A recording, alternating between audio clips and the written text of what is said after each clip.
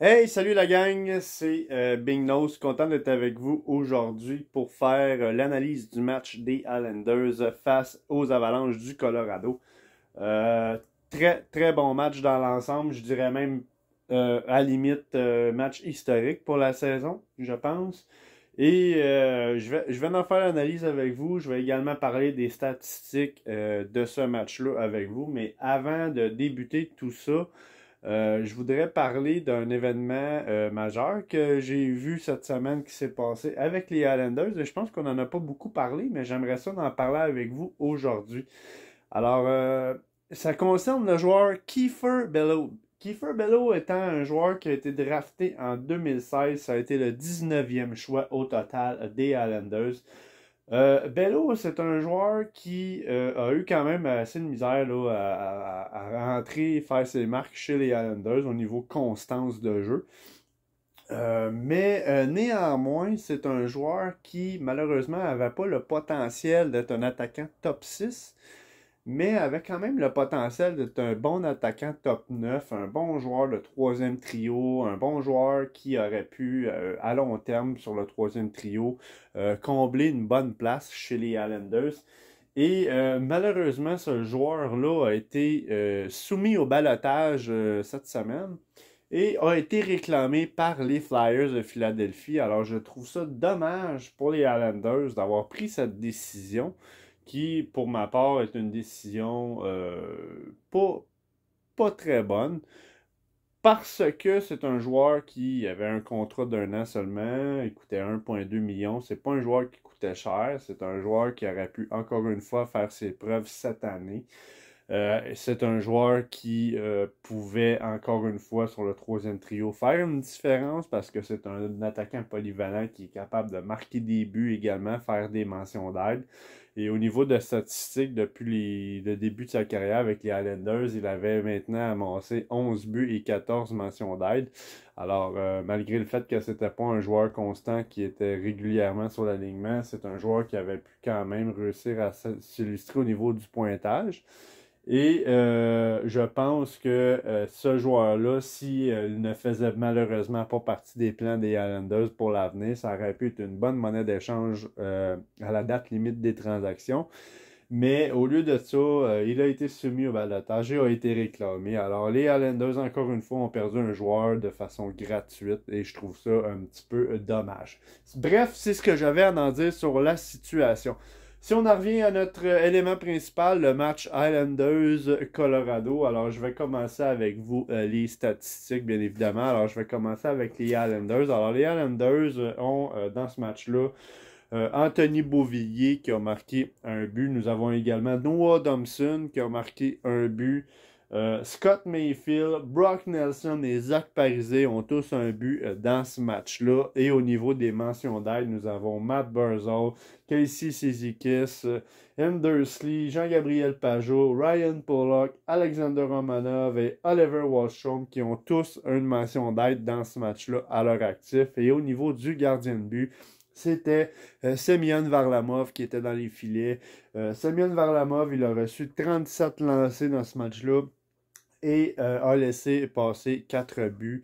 Alors, c'est ce que j'avais à en dire pour les statistiques des Islanders. Et maintenant, pour les statistiques des Avalanches du Colorado, nous avons Evan Rodriguez qui a marqué 2 buts dans ce match-là. Mikko Ratanen et Alex Newhook qui ont également un but. Et au niveau de Ratanen, il a une mention d'aide également avec ça. Au niveau des mentions d'aide, Nathan McKinnon, Arturi Lekonen, Kyle McCarr, Joshua Manson et Devon Tays qui ont tous une mention d'aide dans ce match-là. Et au niveau du gardien de but chez les Avalanches, c'était Georgiev avec 43 lancés et 4 buts alloués seulement. Alors, c'était dans l'ensemble les statistiques des Islanders face aux Avalanches du Colorado. Maintenant, analyse du match, qu'est-ce que j'en ai pensé? Euh, j'ai trouvé que ce match-là a été très compliqué pour les Islanders de le commencer. C'est un match où, après la première et deuxième période, où je dirais qu'on pensait que c'était terminé pour les Islanders dans ce match-là. puisque proche de la fin de la deuxième période, c'était encore 3-0 pour Colorado. Et les Islanders, en fin de deuxième et en troisième période, ont vraiment mis le feu dans ce match-là pour marquer des buts importants, aller chercher les gains manquants pour égaliser. Et Anthony Beauvillier qui a réussi à marquer un quatrième but pour dépasser l'égalisation. Et Zach Parise qui a réussi à marquer également dans un filet désert. C'est vraiment très... non, excusez, c'est pas Zach Parise. Bref, filet désert à la fin du match pour faire un 5-4. Et encore une fois, Colorado a marqué en fin de période un quatrième but qui aurait pu faire mal aux Islanders si Colorado aurait réussi à égaliser ça. Mais pour vous mettre en contexte, je trouve ça quand même historique comme match que les Islanders aient réussi à revenir dans ce match-là de 3 buts, un déficit de 3 buts. Puis il ne faut pas oublier non plus que Colorado est la meilleure équipe de la Ligue nationale, étant donné qu'ils ont gagné la Coupe Stanley l'année dernière. Alors, c'est quand même une belle exploit pour les Islanders qui ont un début de saison quand même assez difficile, mais que maintenant nous avons enfilé 3 victoires de fil. Bel exploit, je trouve. L'équipe a très bien travaillé. Encore une fois, la défensive a été présente. Au niveau offensif, les joueurs importants de la formation se sont réveillés. Ils sont allés chercher les gains manquants pour réussir à revenir dans ce match-là. Et je le disais là, en début de saison, dans les matchs précédents, que j'attendais justement l'effet surprise chez les Islanders, de voir les joueurs, l'effet surprise ajouté à la formation, d'aller chercher des matchs comme ça qui sont difficiles à gagner, difficiles à jouer, voir des joueurs qui font l'impossible pour ramener leur équipe dans le match. Et c'est ce que j'ai vu dans ce match-là. Et je le savais que les Islanders étaient capables de le faire parce qu'ils nous l'ont prouvé dans le passé qu'ils étaient capables de faire l'effet surprise dans un match et réussir à aller chercher des gains pas pratiquement impossible à aller rechercher, mais de voir que les joueurs ne baissent pas les bras et qu'encore une fois, ils sont capables d'aller chercher des matchs importants. Et ce match-là, sans exception, était un match important, justement pour prouver à la Ligue nationale que les Islanders sont une équipe avec beaucoup de potentiel, beaucoup de caractère et capable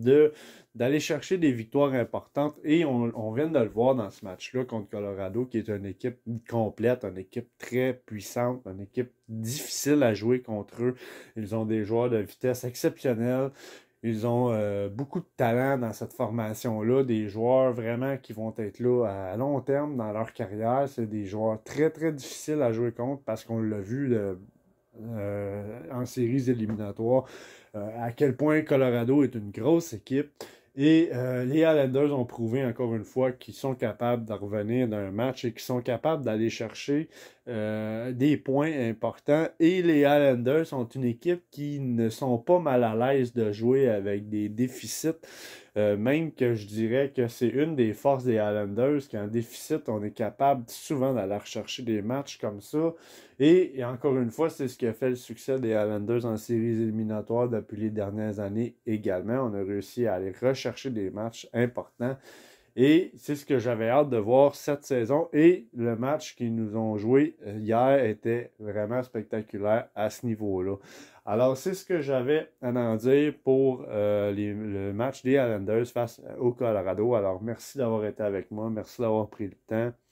Et si vous avez bien évidemment aimé la vidéo, ne vous gênez pas à liker, commenter, partager et vous abonner à la chaîne si ce n'est pas déjà fait.